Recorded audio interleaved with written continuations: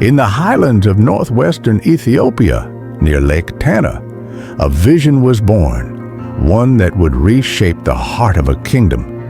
It was the early 17th century, and Emperor Fasilides, son of Emperor Susenyos, sought to restore order after decades of religious strife. Rejecting foreign influence and reaffirming Orthodox faith, Fasilides chose a strategic plateau surrounded by fertile lands and protective hills. There, he founded a city unlike any before, Gondar, the first permanent imperial capital in Ethiopia's long history. Stone by stone, an imperial fortress rose from the earth. Fasil Ghebbi, a marvel of Ethiopian architecture fused with Portuguese, Indian, and local influences. Towering battlements, domed halls, and painted ceilings became the symbol of imperial authority. Churches such as Debre Burhan Selassie would soon follow, adorned with vivid frescoes that told sacred stories to the faithful. Gondar was not merely a seat of power, it was a beacon of cultural renaissance. As the sun set over the city's golden spires, Ethiopia entered a new era, one of stability, sophistication, and centralized rule. The age of Gondar had begun. In the heart of the 17th century, a storm of division clouded Ethiopia's skies. Foreign missionaries whispered in royal courts. Faith stood shaken, and sovereignty trembled under foreign tongues. But then a new emperor rose, Emperor Fasilides, crowned in 1632, not just with gold, but with resolve. His vision? To reclaim Ethiopia's soul.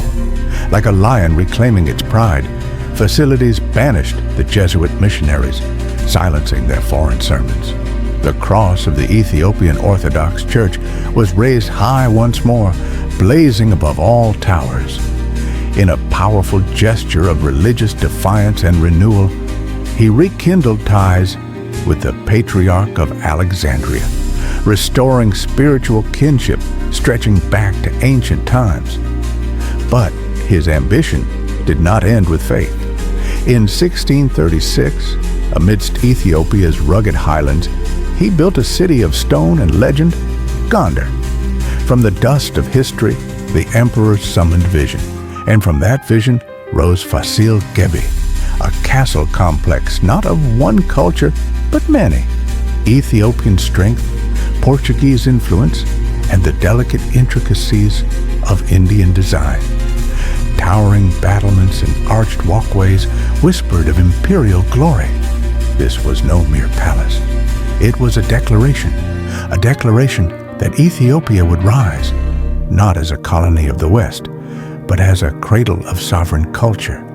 Under Fasilides, the empire was not only protected, it was reborn. Borders were fortified, alliances reshaped, literature flourished, brushstrokes danced across ancient manuscripts, and stone embraced artistry like never before. This was the dawn before a golden age. Fasilides did not merely rule. He restored Ethiopia's heartbeat. In the twilight of the 17th century, as shadows of uncertainty crept across kingdoms, a new light rose in Gondar. Emperor Iyasu I, Iyasu the Great, crowned in 1682 not with arrogance, but with vision, a scholar king, a warrior of wisdom, a ruler with the soul of a philosopher. Iyasu's court became a beacon of intellect and culture. The great halls of Gondar echoed not with swords, but with scripture. He commissioned the translation of sacred texts and summoned scholars to debate the mysteries of heaven and earth. Under his rule, knowledge became a weapon. But this was not an ivory tower reign. He built with stone and spirit. Ornate churches rose skyward, their walls adorned with breathtaking murals, celestial saints gazing down upon worshippers. In hidden chambers, monks labored over manuscripts, each page a tapestry of devotion and color. Gondar gleamed not just with gold, but with meaning. Iyasu the Great was not merely a patron of beauty, he was a diplomatic architect. While foreign blades clashed across distant borders, Ethiopia stood in careful peace, held firm by the emperor's steady hand. But not all were inspired. In the shadows, regional nobles stirred. They whispered of too much power in Gondar, of traditions left behind. Iyasu's vision of a unified, enlightened Ethiopia threatened their fragile fiefdoms. The very centralization that held the empire strong began to pull at its seams. This was a reign of brilliance and of warning, for even the brightest flame casts shadows. Iyasu I dared to dream beyond his time. But would Ethiopia follow, or would the nobles drag her back into the past?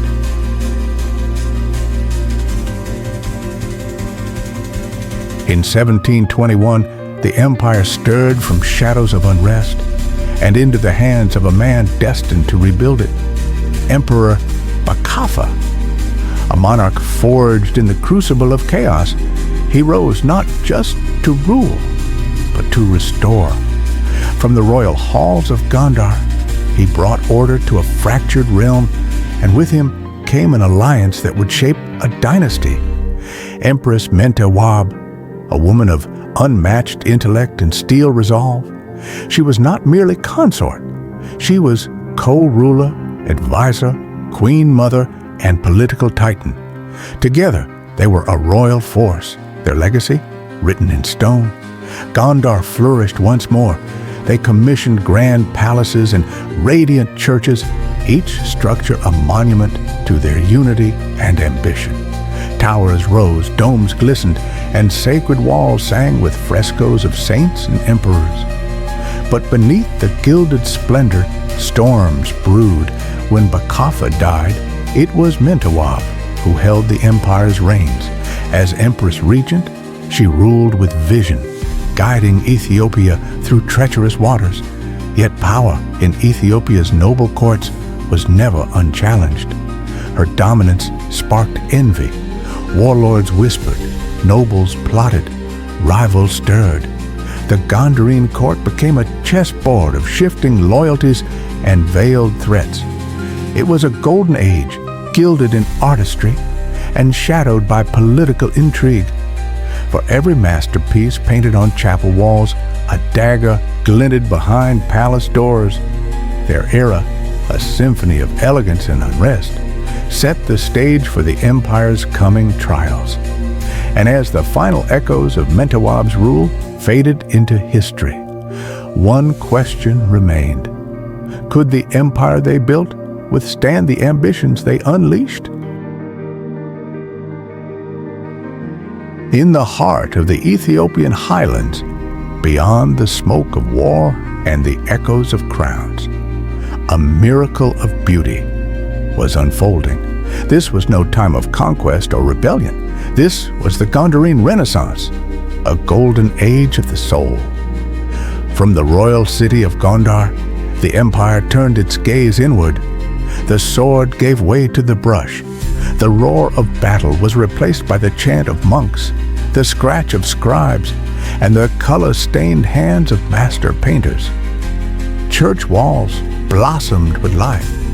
Biblical epics came alive in vibrant frescoes. Christ among lions, winged angels, saints in celestial armor, painted with Ethiopian earth and holy fire. These were not mere images. They were theology etched in pigment, a visual scripture to awe the faithful and terrify the wicked. Architects carved visions into stone, blending ancient Aksumite techniques with Portuguese arches and Mughal elegance.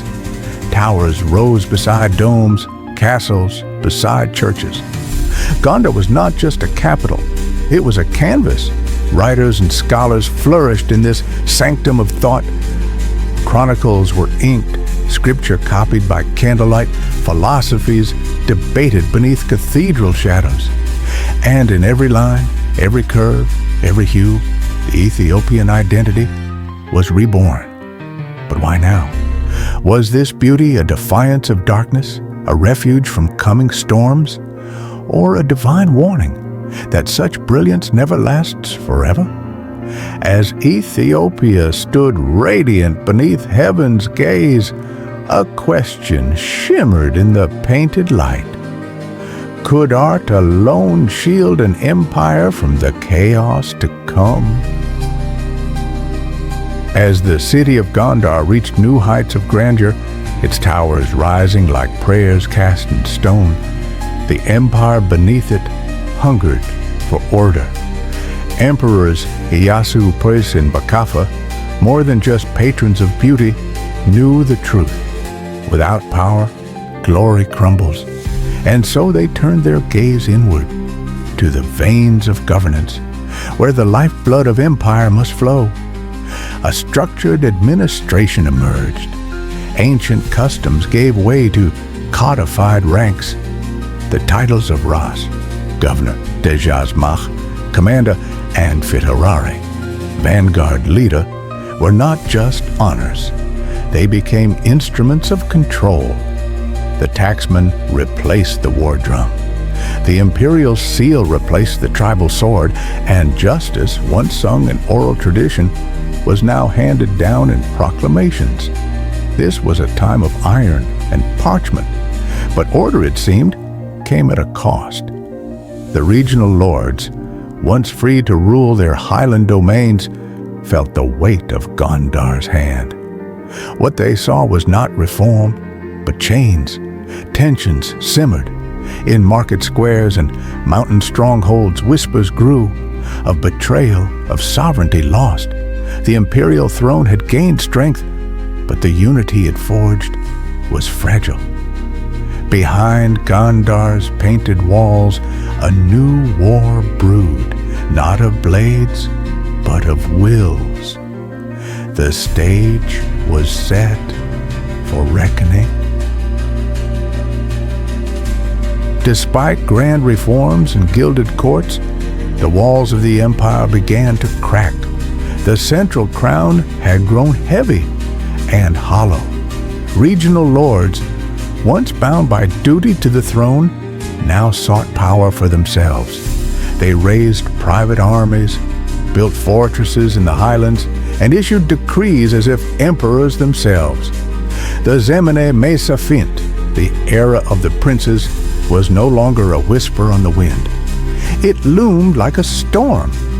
Inside the walls of Gondar, power was no longer ruled. It was contested. Warlords paraded into the capital with spears raised and banners unfurled, vying not just for titles, but for control of the throne itself. Religious rivalries flared. Orthodox factions clashed with each other, each claiming divine favor. Dynasties splintered. Brothers turned on brothers, fathers against sons. And while emperors still sat on golden thrones, they no longer ruled. They reigned in name only. Their decrees whispered through the mouths of powerful nobles. Puppets, shadows draped in royal silk. The empire, once unified by faith and law, was unraveling, not at the hands of foreign foes, but from within. The age of divine monarchy was dimming, and in its place rose the blade of ambition. As Ethiopia's unity fractured, eyes from distant lands turned toward the kingdom of the lion. Europe watched, and Europe moved. From Lisbon to Paris, from London to Rome, ambassadors, missionaries, and merchants arrived in Gondar, bearing not just gifts, but intentions. Portugal returned, not with swords, but with scholars. France came with maps. Britain brought clocks, muskets, and silver tongues. Inside the imperial court, diplomacy became a performance. Gondarene nobles listened intently, but each heard something different. To some, these foreign envoys offered knowledge, trade, and friendship. To others, they whispered opportunity, a chance to tilt the throne in their favor. Foreign gifts dazzled the court. Telescopes, painted books, even mechanical contraptions that marked the passage of time. But beneath the silk and steel, the seeds of dependence were being sown. Some envoys aligned with rival factions. Missions became masks. Trade became leverage. Foreign gold funded local ambitions. And the court became a chessboard where not all the players were Ethiopian. The empire, proud and ancient, walked a razor's edge, eager for new knowledge, but wary of new masters. And while emperors and envoys toasted beneath golden chandeliers outside the palace walls, the country drifted further from unity. The age of foreign entanglements had begun, not with armies, but with influence. By the dawn of the 19th century, the mighty voice of Gondar had grown faint. The once proud capital, cradle of emperors and holy rites, stood noble but isolated. Its crown still gleamed, but its grasp was slipping. The center could no longer hold. Across the highlands, regional lords, Ras, Dejazmachs, Fitararis, rose not in service to the emperor, but in challenge. Each governed his province as a king in all but name. Taxation, justice, even armies were now wielded by men far from Gondar's gaze. In the royal court, intrigue festered. Noble houses formed bitter factions. Court politics, once subtle games of wit, turned into dangerous gambits of betrayal. Even emperors were chosen not by divine lineage, but by the will or whim of powerful warlords. Gondar still held its ceremonies, but they were hollow echoes of former glory. The city became a shrine to the past, a place where priests still chanted and towers still stood, even as the empire crumbled around it. This was the twilight of centralized rule. The age of imperial unity gave way to an age of rival princes and fractured allegiances. The empire was no longer one, it was many, and in that fragmentation, a storm was gathering. The Zemene Mesafint, the era of the princes, had begun. The zenith of Gondar's power gave way to a slow and steady unraveling. By the mid-19th century, internal strife and mounting external threats eroded the pillars of central authority.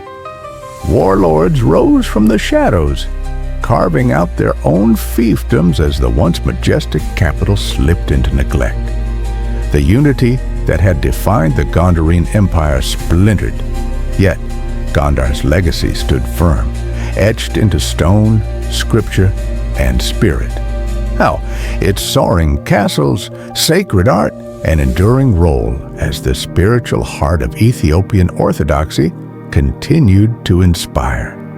Though Gondar faded from political prominence, it endures as a powerful emblem of Ethiopian resilience, culture, and unwavering faith. Gondar still held its ceremonies, but they were hollow echoes of former glory. The city became a shrine to the past, a place where priests still chanted and towers still stood, even as the empire crumbled around it. This was the twilight of centralized rule. The age of imperial unity gave way to an age of rival princes and fractured allegiances. The empire was no longer one, it was many. And in that fragmentation, a storm was gathering. The Zemene Mesafint, the era of the princes, had begun.